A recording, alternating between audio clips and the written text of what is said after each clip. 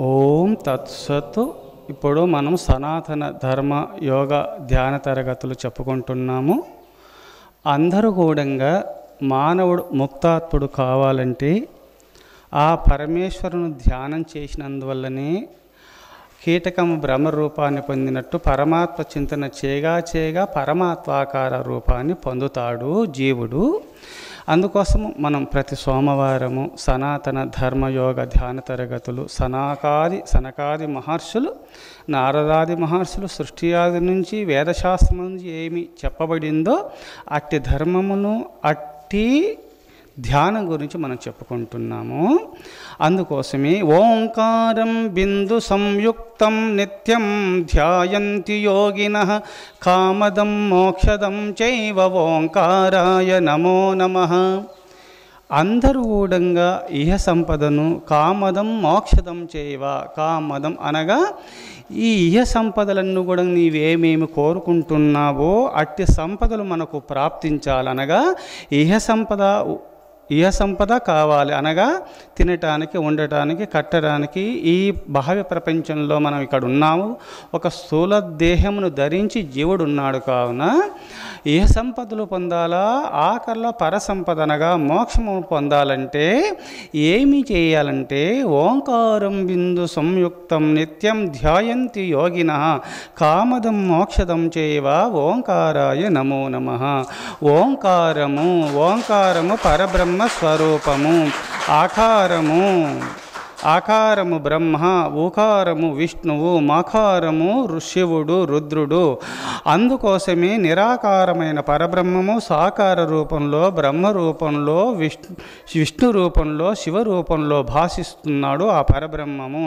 అందుకోసమే తత్ జప తదర్థ భావనము. ఒక మంత్రమును జపము చేయించున్నప్పుడు దాని అర్థసహితముగా దాని అర్థమును గ్రహించి స్మరణ చేస్తూ జపించినప్పుడే ఆ తత్ఫలితాన్ని పొందుతారని శాస్త్రముల యందు చెప్పబడి ఉంది. అట్టి తత్ఫలితమును పొంది ఆ పూర్ణత్వాన్ని పొందుతారని, ఆ మంత్రమును అర్థసహితముగా జపించినప్పుడే ఆ పూర్ణతత్వమును పొందుతారని శాస్త్రముల యందు చెప్పబడి ఉన్నది. అందుకోసమే ఓంకార ధ్యానము ఎలా చేయాలా? ఆకారము బ్రహ్మ, ఉకారము విష్ణు, మకారము శివుడు.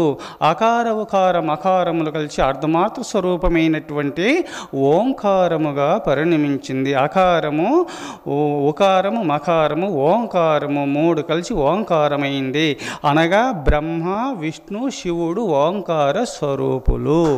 ఓంకారాన్ని ధ్యానం చేస్తే బ్రహ్మ, విష్ణు, మహేశ్వరులను స్మరించినట్టే, పార్వతీమాతను, లక్ష్మీమాతను, సరస్వతి మాతను స్మరించినట్టే.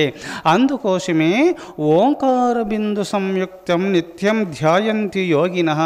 ఏ యోగీశ్వరులు, ఏ పరమ భక్తాగ్రేశ్వరులు ఓంకారమును ధ్యానం చేస్తారో కామదం మోక్షదం చైవ ఇహ సంపదలు పొంది ఆఖరిలో పరసంపదను కూడా మోక్షాన్ని, పరసంపదను, ఆ పరసంపద అనగా మోక్షమును కూడా పొంది తీరుతారు. కామదం మోక్షదం చైవ ఓంకారాయ నమో నమః. అట్టి ఓంకార ధ్యానం చేయుచున్నటువంటి పుణ్యపురుషులు అది గురు ద్వారా మంత్రోపదేశమును పొంది ఆ గురు ద్వారా పొందినటువంటి మంత్రమే సిద్ధిస్తుందని పురాణముల యందు, శాస్త్రముల యందు చెప్పబడి ఉన్నది. కావున అటు ఓంకార ధ్యానము ప్రతిరోజు కూడా ఇది ధ్యానముద్ర అనగా జీవేశ్వరుల ఐక్యత పొందే ముద్ర, ధ్యానముద్ర.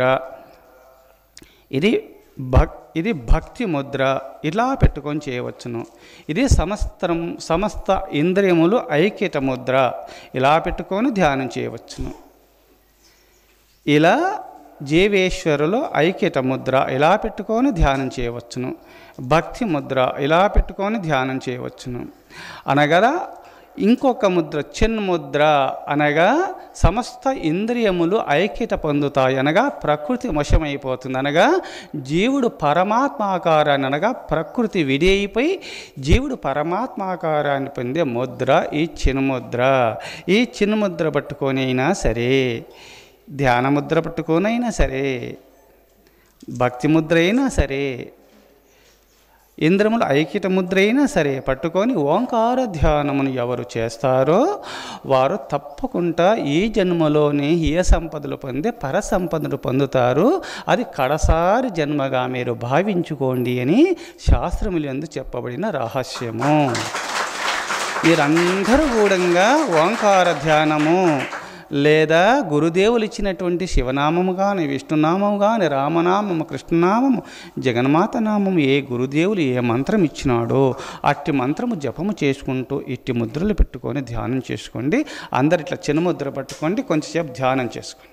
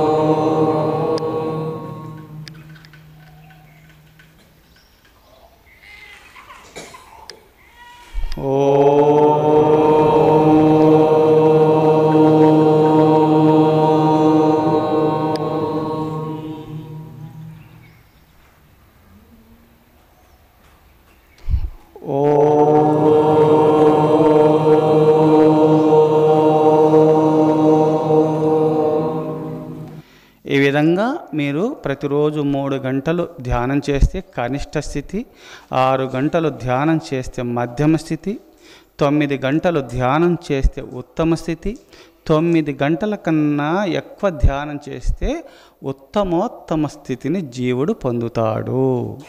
అందుకోసమే మీరు ప్రతిరోజు మీరు స్వామి అంత సమయం లేదు కదా అని మీరు ప్రశ్నించవచ్చును. ఎప్పుడు తైలధార వల్ల లేచింది మొదలుకొని పరుండ వరకు ఏదో ఒక నామమును జపించుకుంటూ మీ కర్తవ్య కర్మలు చేసుకుంటూ పోతే చాలు, అది కూడా ధ్యానం కిందికి వస్తుంది. అందుకోసం పూర్ణత్వాన్ని పొందనప్పటికైనా కూర్చొని చేస్తే పూర్ణత్వాన్ని పొందటానికి ఉంటుంది. అయితే పనులు చేసుకుంటూ నామజపము చేసుకుంటూ ఉన్నప్పుడు అది నామజపం యొక్క తపస్సు అనబడింది. దానివల్ల కూడా జపతో నాస్తి పాతకం.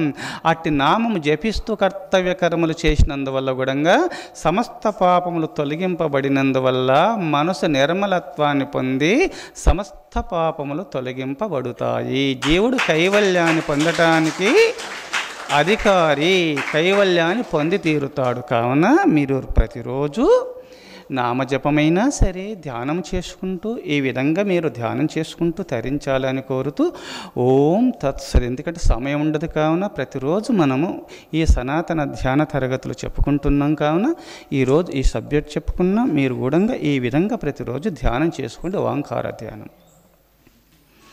ఓ